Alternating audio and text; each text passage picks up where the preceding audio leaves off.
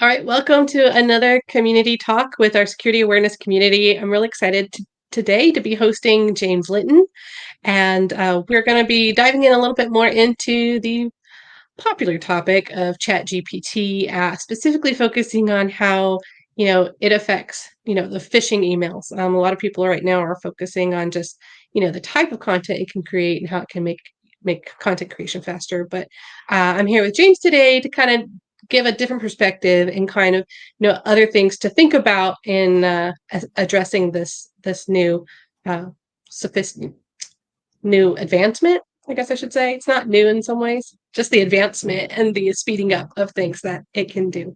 So, James, thank you so much for joining us. And please just introduce yourself a little bit and we'll go from there. Sure. So my name's James Linton. I guess I'm a retired social engineer, but I do a lot of kind of research, I suppose, thinking, looking at the ingredients of social engineering, and do kind of awareness talks and things like that. I'm a bit of a geek, I guess. I used to think I was maybe a bit cooler, Frank in the White House and stuff, but turns out after all that, I was just this huge geek who was really fascinated by why humans do things online and how we can stop people with bad intent from tricking people into doing stuff. And it's tricky, Right. isn't it? It's not Yeah. an easy thing to solve. Right. Yeah, obviously the kind of all the hype around AI at the minute. I've been a party of that. I've been sort of diving in, seeing what it can do, thinking how would it have changed things that I'd done 5 years ago when I was kind of doing Hmm. social engineering? Would it change what I was doing as a threat researcher? Would it change what I was doing if I was a criminal now? And obviously the answer is yes. But I think there's certain ways we can look at different areas where it's going to make changes, and not Right. panic too soon about the big end of days event that may wipe us all out, Right. which could come. But yeah, I think it's going to be small increments at first, and yeah, hopefully we'll dig into a few of those today. Right. Definitely. Um, now, you had made a comment on one of your posts around like Chat GPT about like most email threats are normal things that Hmm. are weaponized to not be, and you said the biggest problem AI will have, excuse me, is preventing bad actors from leveraging it because they can't know the intent. Um, Yeah, so, but as an update to that as well, I did try something slightly different. And the post you're referring to, I just put in, I'm a CEO. I want to send an email to someone in accounts asking them to right. pay a vendor quickly. And you can imagine the algorithm of ChatGPT going, woohoo, we've got a CEO on here and he's asking us to help him do stuff. This is what we were designed for. Um, and obviously it wasn't a real CEO, but the thing that CEO would ask is something that a criminal would ask. So it was that kind of Mhm. appropriation of the normal things, and the fact it would be quite hard in that situation, unless you started narrowing things down as it being a specific type of vector, for it to be hard to Right. do. But another thing I did ask Chat GPT to do, which gave me some hope that it's kind of it's doing its best in some respects, is I said, I want to send an email to a friend and I make a lot of spelling mistakes. I want to send the email at the best time where he's going to be that busy he won't notice my spelling mistakes. When should I send it? Now, I thought that was quite interesting because I wasn't framing it like a threat. I mean, how much would Chat Right. GPT sort of read into the backstory of that and stuff? But it came back and said it wasn't willing to do that because it involved deceptive tactics and stuff, making Oh, somebody sort of. So that was, I thought that was really quite interesting, and that made me think, oh, it's actually going to be harder for people to go the direct route to get right. kind of Can't just do the threat obvious reports. request. Yeah, yeah, definitely. I mean, and that was fairly laterally thought around, and it still managed to recognise the core behaviour that was the dangerous bit. So yeah, that was quite interesting, Right. I thought. Right. And it also just, at the same time, though, it just gives that challenge that, a lot of social engineers love to see. Well, then how can I get around that? Oh, absolutely. Yeah, yeah. And I would have But maybe loved it if it had have, got around that. And I could have kept going and trying different things, sure. but then But again, would it have been worth it? Because, and this is one of the key things that I think Chat GPT and a lot of the hype, once it dies down, we'll get to see what difference it makes. 13 years ago, Grammarly became a thing. You Right. would think by now errors in emails for everyone would be a thing of the past, and they're kind of not. Right. And a lot of red flags for criminals tend to be kind of error based or language based. A lot of the cyber criminals I kind of interacted with, you could tell they didn't have a really good grasp on sort of modern Western office culture and things like that. And they wouldn't have Right. to mimic a person; they would just have to have had real life interactions with somebody who did that role, and they would establish that kind of universal business language that we all kind of homogenized towards, and what Google has been predicting what you want to say anyway for quite some time. So Right. the fact that an AI or a machine is suggesting what to write and making the sentences and spelling and grammar better, I don't think is a huge breakthrough. It's certainly a huge time saving thing. But ChatGPT is a massive spell check, isn't that big of movement on. The criminals could quite easily have just employed copywriters to do these things, and have on Right. occasion, but not to the extent that you think they're actually taking what they're doing seriously enough to actually spot what the weaknesses are in their business model, for want of a better word. They're in marketing, they're in sort of almost customer relations. Yeah. They should be doing QA and stuff and spotting all the things that we end up spotting. Right. So then I thought, well, what makes ChatGPT different than something like Grammarly? And it's the fact that you can now, because Grammarly will correct tone and things like that, but ChatGPT is access to skill sets. You can say, write this and be mindful of, the 7 principles of persuasion, maybe, or be mindful of something else. And that's a really powerful thing. That's like having experts assisting you in doing stuff. And I think that's what kind of lifts, certainly in terms of the creating and the writing, that Right. ability to sort of lift stuff and optimize it for coerciveness, I guess. It definitely targets, right? It allows for targeting more specifically, a certain, persona, right? Whether it's a dev team or it's the finance, they could tell, Chat Yeah, yeah, GPT can throw in that language that they may or may not know to use. Whether it's done correctly or not, that's, different, but definitely can make that targeting a lot more specific. absolutely. And I think this is going to be the sort of one of the next stages, I guess, which is, we always talk about spear phishing and hyper personalized emails, when the reality is an awful lot, or maybe even the majority of spear phishing, is little more than the correct name, the correct name being used in it. It's no better than a kind of standard marketing email. Right. Whereas I think that the next level of personalization, which we could see AI feed into, will be things like, often any attachments have generic file names that are very ambiguous, end of quarter results and things like that. Will Right. AI, oh, excuse me, I had a gassy drink before, bad idea. Yeah, will AI suddenly be pulling in, your customer list from your website and changing the file names of these things, these little details, and making them a lot more specific than they were? One Yeah. step beyond that, will things suddenly be triggered by events that are in the news, and an automation happens which crafts the campaign? If there's a natural disaster, things can spin up, because often the frameworks are very similar. All the social media things that need to pop up for the fake charity things, all the phishing emails that go out. You've got kind of your suite of deliverables for each incident you want to repurpose the topic of. And the Right. fact that you could just stick that topic into a huge prompt, perhaps, and that would then go off and send that out within a short space of time, is a bit of a nightmare scenario. And I think the thing that will mainly stop that is the abuse of third-party systems that allow accounts like that to be set up in an automated way. I think that'll be where that bottleneck is kind of is squeezed out.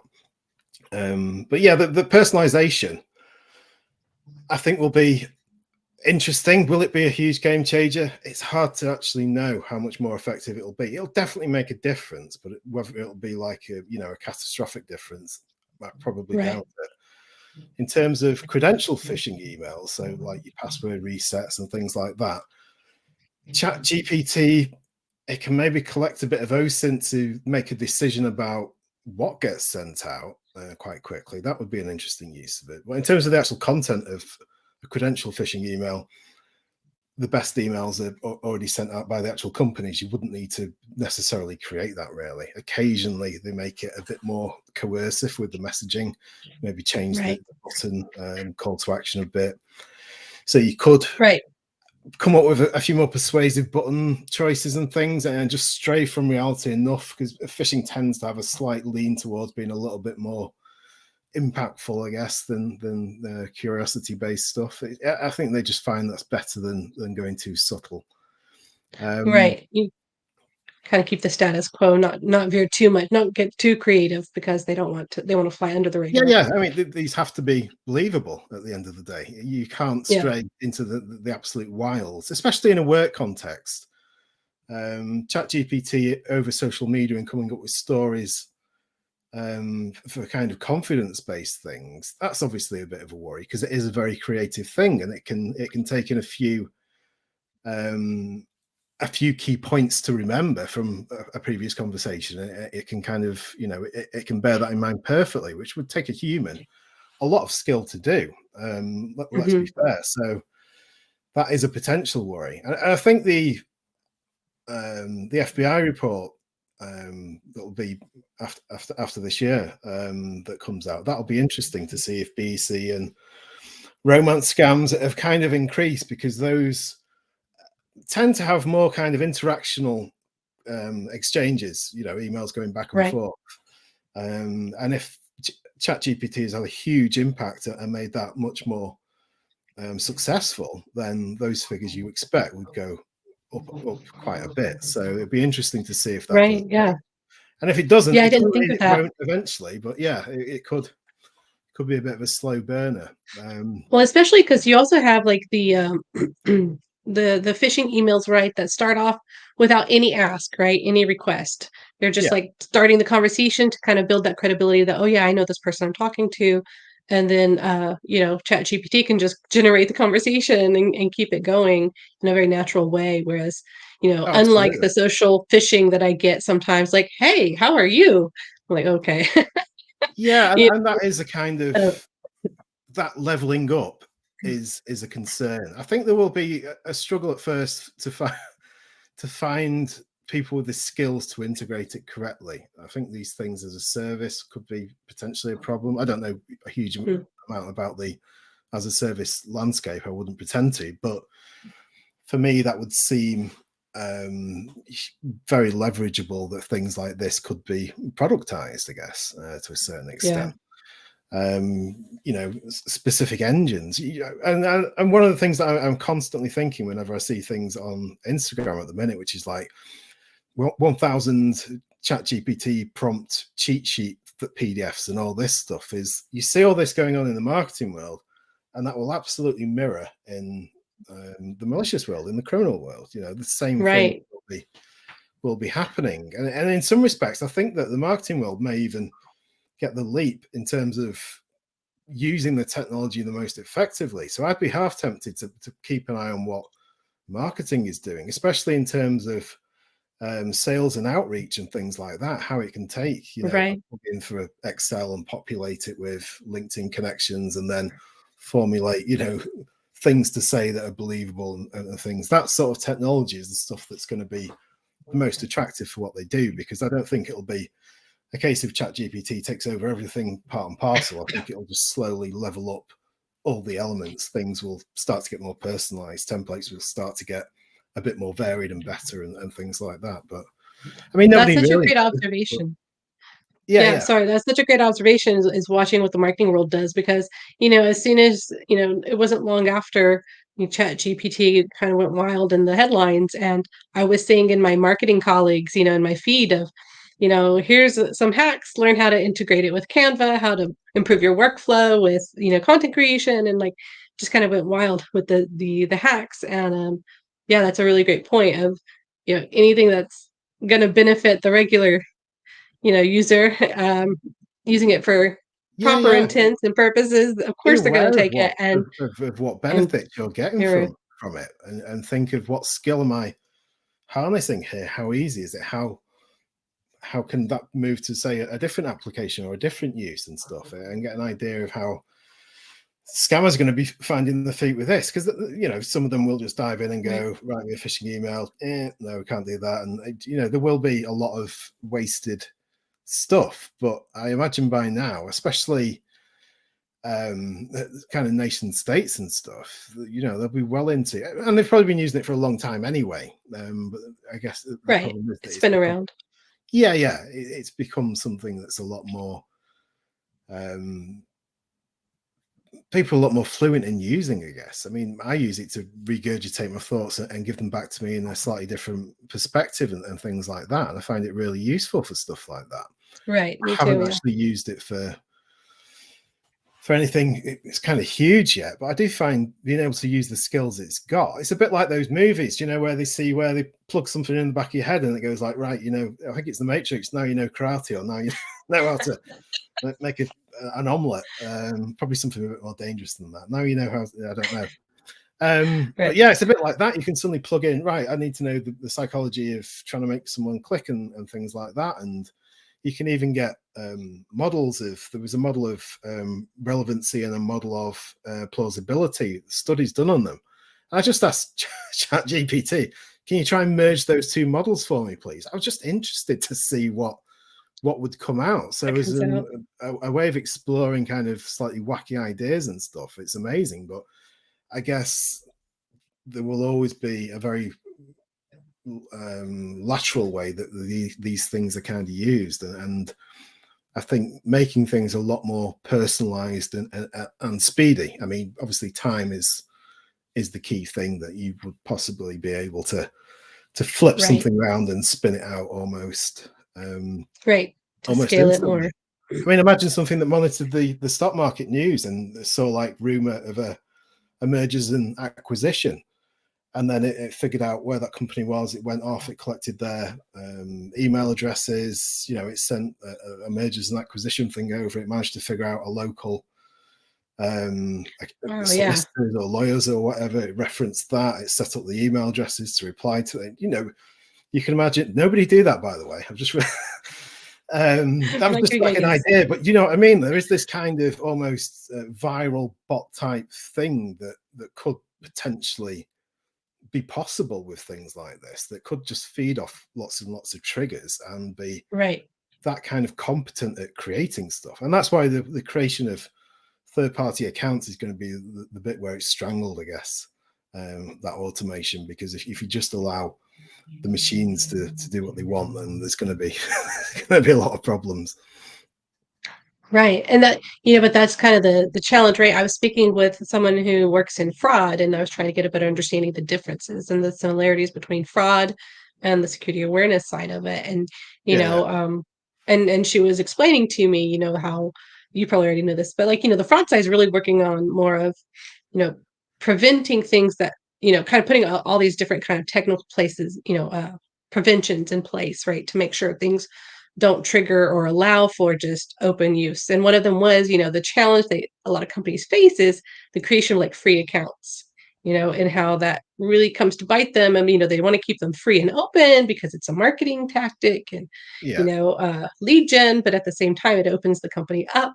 So, it kind of sounds like with kind of the threat, um, not the increased, right? Like the scalability that ChatGPT is kind of offering in some ways to criminals, you'll have to find those other ways, right, to yeah. And uh, I prevent. think it's a brilliant point that you've touched on there. That as lots of startups kind of get out there and want to get people using their stuff, they may they may not have the scale and size and kind of protections in place to stop that initial bit of abuse, because scammers are very good at noticing when something can be used in a lateral way, especially kind of used and then Right, thrown away once it's kind of had its use to them. right. So I Those think there'll burner be, phones. yeah. And they don't kind of like to use the same thing over and over and over. But so many legitimate services make the Right. perfect thing for kind of criminality. And some services are very good at policing their platforms. Others Sure. probably less so good. But yeah, if we kind of look at, say, a BC email, so one that's been written by a human, could ChatGPT do that better? I think a certain part of it depends on who's guiding it, because ChatGPT can be quite verbose. It can write quite a lot, and I think sometimes that can be counterproductive when you're actually feeling the need, or you are putting too much into a response. So there will Right. be some finessing, I think, before they kind of find the formula for that. And at the end of the day, are we going to head towards zero mistakes in chat GPT stuff? Are people going to be adding in mistakes to try and make it more human? Or are law-abiding people going to become mistake-free as well? So there's this interesting kind of red flag that's almost been pulled around about what it indicates. Does it indicate fake? Does it indicate real? Right. That kind of broken language, or just different use of language, will be Hmm. quite interesting. But I'm sure in the end, these language models will replicate that as well. So, if you said add in certain mistakes, although it might see that as deceptive, like it had previously, that why would you want to do that? So, maybe it would save itself. Uh, Right. I think that's also an interesting point is what about training, right? Because hmm, I mean, we already were kind of seeing a shift in security awareness training, saying, okay, grammar isn't everything, one, because we already had AI tools that criminals were starting to improve the grammar, but also people write with mistakes, so it's natural to have those. So and then you're saying like the customizing of the files attachments, right? Making them a little more believable than the yeah, generic titles before. So like I think it'll be interesting to see like where then from a security awareness training, right, education for the end user, how do you help them to just kind of, I think it moves to more like critical thinking, right? You've got to just help them go, okay, you got to think critically, and even then have those yeah. tools in place also to help flag.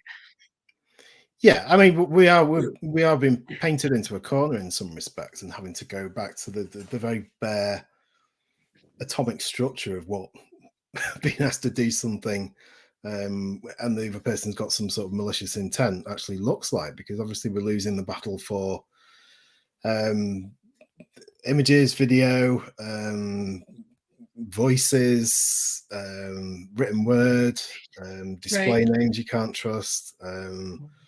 Links are tricky to understand. There's an awful lot going on. And if somebody opens 20 emails a day, that's, I think, about 7,000 emails a year that people are opening. And so we're saying, all right, that's completely reinforcing that everything's fine constantly, because, your bank account's not been shut down, the business hasn't closed because of ransomware.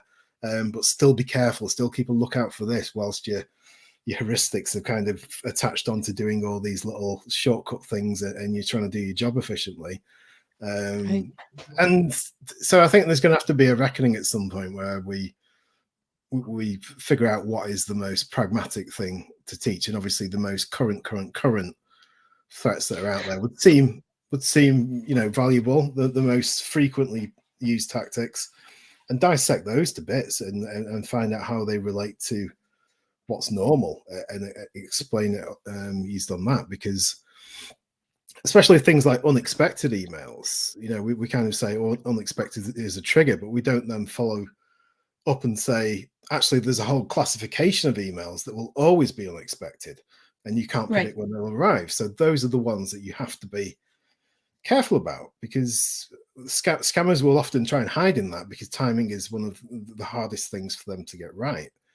So if a criminal tries to access your SaaS service, that's unexpected for the SaaS service, we should hope. So they will send you an email going, whoa, hold on, somebody trying to log in is you. So it's unexpected to you. And that's a real scenario. So Right. to you, it looks no different when a criminal sends that. You've got no way of knowing. So you always have to be suspicious about those things, I think. I don't think there's any way of getting around it. And There's no kind of Yeah. design cues or things like that. It's always going to trigger something in you. So yeah, it's going I to be love what interesting. Yeah, no, I was just saying, I love you had in a past conversation or content piece you wrote, you were talking about how, again, you were reiterating that, timing is the hardest part, but criminals kind of they try to finish the story that's already in your head, right? Yeah, And I think the example was a delivery, right? A missed delivery.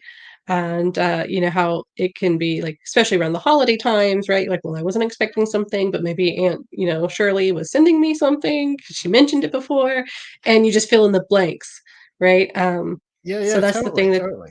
it's hard to stop yourself. And yeah, and we go back to like, part of it is saying, having like secure mindset is just creating a habit, right? And changing that mindset of just automatically if, jumping to click or whatever, just saying, "Oh, let me take a step back," and just always kind of ingraining in yourself a new process than what the automatic process that is. Um, I think, it's interesting to me how security awareness really is about just self-awareness a lot. The more you're self-aware of the emotions that are happening, or you're aware that, oh, I'm going on auto, maybe I need to stop for a moment and redo my steps so it's not automatic. There's a lot Yeah, of that I involved. think definitely the more you start kind of pulling down um, the scenery that sort of hides the actual real world, most clickbait and things that coerce you most heavily to click are not done by scammers. They're done by news articles and they're done by Right. YouTube videos and things like Marketers, yeah. that. And I think once you start explaining to people how those manipulate you, it starts to make a little bit more sense on the threat world. And once you kind of understand the relationships of your processes and things in a kind of work relationship, the normal process in the relationships, you can understand how one section of that being compromised can then lead to something valuable going. I think it's very hard to just take a singular view of going, right, we're going to teach you about just what's dangerous and stuff. I think it kind of, we sort of need to think one step back from that and show the exact relationships which cause that risk, the ingredients that are going to make it, and make sure those ingredients are relevant to the person. There's no point in going on about money transfers to somebody who never transfers money. You can make Right. it optional perhaps, but there's the more you tell them that doesn't resonate, I think will be potentially a bit of a problem, I guess. But it's certainly an interesting time, and I don't think the logic says that knowing something and knowing about genuine threats that are out there, like Wizer does with their videos of real stories and stuff. It kind of connects with your own sort of memory, because Right.